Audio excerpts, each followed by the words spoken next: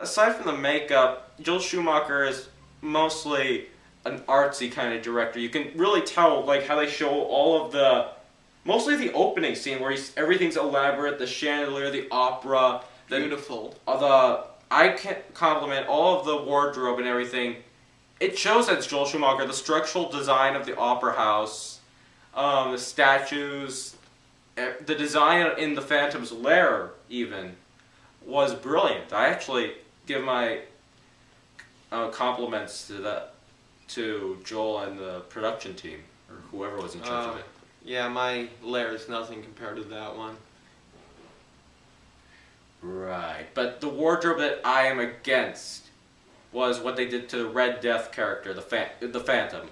In the original, all the originals basically, during the masquerade, the Phantom comes down in this outfit, which is completely different from everyone else's masquerade outfit. He has like a skull mask, it's a movable jaw mask, so he can talk. Yeah, large jaw. Yeah, he has a hat on, and Blood red outfit. Blood red outfit, and everyone is appalled by him. But there's nothing really scary about him. This film, he's just wearing, it's his head. You just see like a little cheap kind of skeleton mask, Yes. and he's wearing a red tuxedo, and it's not. And he has a sword. I don't get why people are freaked out by that. That he looks just like everyone else. Yeah, in the play and other adaptations, it was quite intimidating seeing this full moving skull. It looked like it was a real moving skull. Even Robert Englund, and that was a horrible adaptation. Even Robert Englund's Red Death was more terrifying.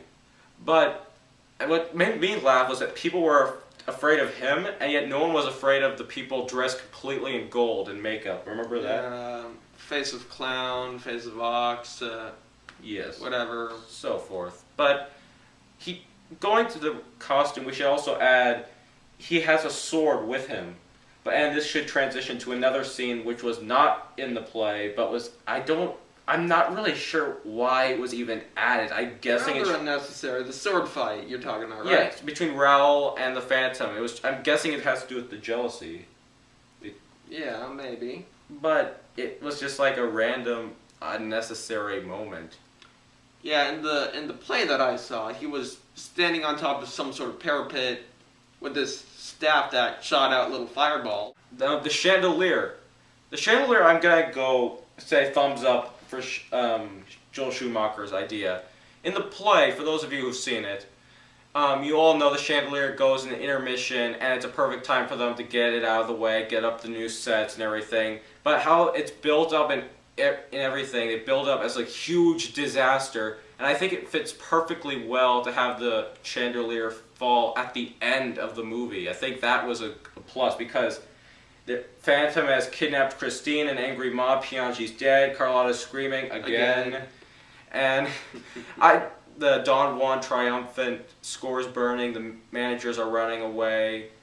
The chandelier at the end actually was, I think, almost better in the movie than it was in the play. I mean, better set up. It was cool.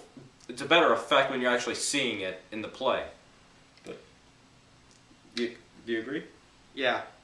And as for the very end of the movie, it addresses something that the play did not.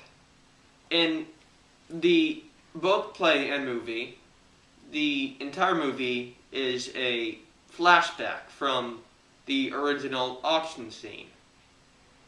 And in the movie, it goes back to the present day, and it shows Raoul going to the grave of Christine, right, with the little monkey, and find the rose that obviously the Phantom put there, showing that the Phantom's still around, the Phantom still loves Christine, and Raoul still loves Christine.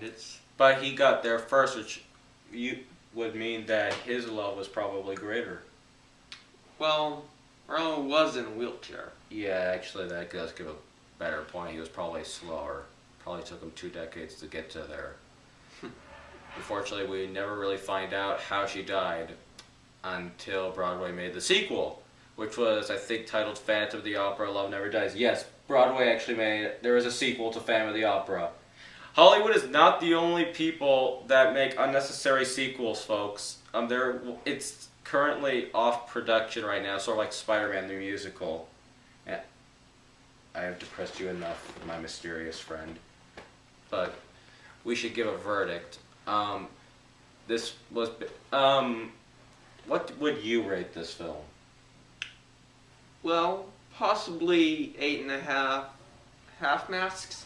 Yeah, I'm going with 6 or 7.5 half masks, actually. I know Joel Schumacher is trying, but it's a little bit kind of odd how they put the dialogue. They changed singing to dialogue.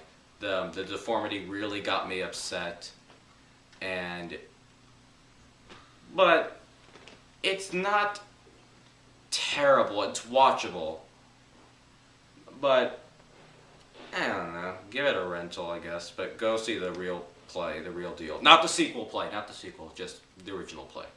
Until then, well, actually, thank you very much, CTQ. I would not have noticed that nitpicking scene. You're welcome. You are as quite obsessed with movies as I am. At least the good ones.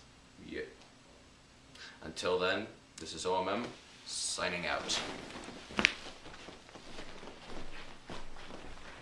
What do I do now? No, that don't work. Oh, I know.